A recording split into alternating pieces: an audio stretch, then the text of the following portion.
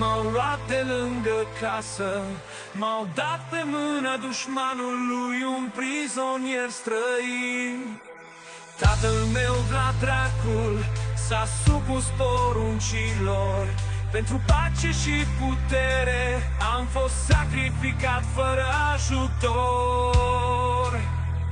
Am fost crescut în lanțuri, cu inima înghețată. Rănile adânci din suflet nu s-au vindecat vreodată. Nu pot să iubesc nici să primesc iubirea.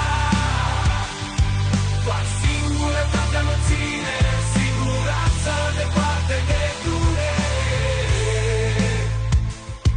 Zilele și nopțile în palatul lor de foc am îndurat tăcerea și ura